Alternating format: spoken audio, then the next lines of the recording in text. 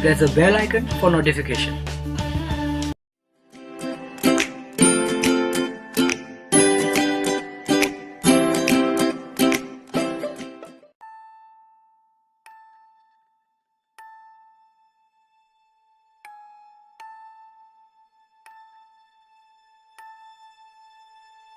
भारत में आज़ादी का सवेरा लाने के लिए हजारों हजार लोगों ने अपना जीवन कुर्बान कर दिया। पर क्या आज़ादी के बाद हम इन कुर्बानियों को याद रख सकें? क्या हम उनकी यादों को सहेज पाए? हिस्ट्री की मिस्ट्री के इस वीडियो में हम जानेंगे महान क्रांतिकारी रास बिहारी बोस के बारे में। 26 मई 1886 को बंगाल के वर्धमान जिले के सुबालदह नामक गांव में जन्मे रास बिहारी की प्रारंभिक शिक्षा चंद्रनगर में हुई, जहां उनके पिता विनोद बिहारी बोस कार्यरत थे। आगे की शिक्षा उन्होंने चंद्रनगर के डुप्लेस कॉलेज से हासिल की, जहां उन्हें अपने शिक्षक चारूचांद से क्रांति की प्रेरणा मिली। रास बिहारी बोस ने अपने क्रांतिकारी अभियान की शुरुआत उत्तर भारत से ही की थी, जहां लाला हरदयाल पहले से सक्रिय थे। दिल्ली में लाला हनुमंत साय और मास्टर अमीर चंद के साथ रास बिहारी बोस काम करने लगे। काशी उन दिनों क्रांति का बड़ा केंद्र था, जहां उनकी भेंट शशीन्द्रनाथ सान्याल, दामोदर स्वरूप सेठ और सुरेश चंद्र भट्टाचार्य जैसे साथियों से हुई।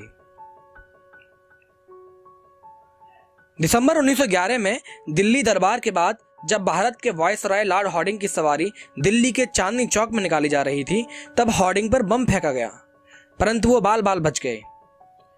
युगांतर दल के सदस्य बसंत कुमार विश्वास ने हॉर्डिंग की बग्गी पर बम फेंका था, लेकिन निशाना चूक गया। बम फेंकने की इस योजना में रास बिहारी की महत्वपूर्ण भूमिका थी।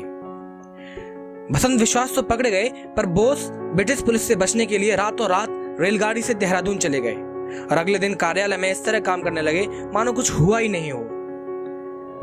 अंग्रेजी प्रशासन को उन पर कोई शक न हो, इसलिए उन्होंने देहरादून के नागरिकों की एक सभा बुलाई और वायसराय हॉर्डिंग पर हुए हमले की निंदा भी की। सन 1913 में बंगाल बाढ़ राहत कार्य के दौरान उनकी मुलाकात जतिन मुखर्जी से हुई, जिन्होंने उनमें नया जोश भर दिया, जिसके बाद रास बिहारी बोस दोगुने उत्साह के साथ फिर से क्रांतिकारी गतिविधियों के संचालन में जुट गए।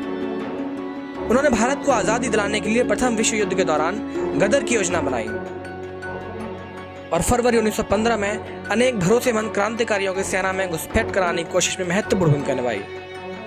लॉर्ड हॉर्डिंग के बम फेंकने के षड्यंत्र में कई लोग पकड़े गए थे, जिनमें अवध बिहारी, बाल मुकुंद और बसंत विश्वास को फांसी की सजा दे दी गई और इसके बाद छावनियों में विद्रोह कराने का जो उद्योग किया गया वह सफल नहीं हो सका। एक भेदिये ने सब गुड़ गोबर कर दिया और इस दौरान करतार सिंह और विष्णु गणेश पिंगले फांसी चढ़ा दिए गए। अब रास बिहारी बोस ने विदेश जाना तय किया ताकि वहां से पिस्तौल और गोलियां भेजी जा सकें, जिससे बड़ी क्रांति का ताना बाना फैलाया जा सके। पर देश छोड़ने से पहले उनके मन में बहुत दर्द था।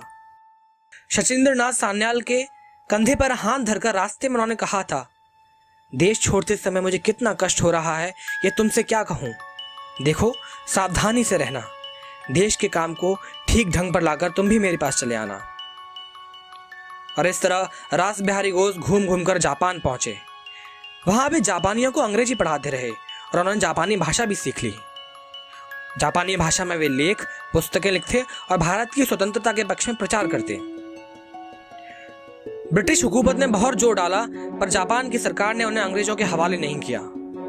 उन्हें जापानी सैनिक पुनरुत्थान के नेता मित्सुई तोयामा का साथ मिला, जिसने उनकी भलाई के लिए एक जापानी महिला से उनका विवाह करा दिया। रास बिहारी बोस ने जापान में रहकर न्यू एशिया नाम से एक पत्र भी निकाला, जिसमें भारत के पक्ष में लिखा जाता था। वे हर साल टोक्यो में जलियांवाला बाग दिवस मनाते थे। कहना नहीं होगा कि जापान में रास बिहारी बोस का बहुत सम्मान था। रास बिहारी के नेतृत्व में दक्षिण पूर्व एशिया के भारतीयों ने अपने को संगठित करने की पुरजोर कोशिश की।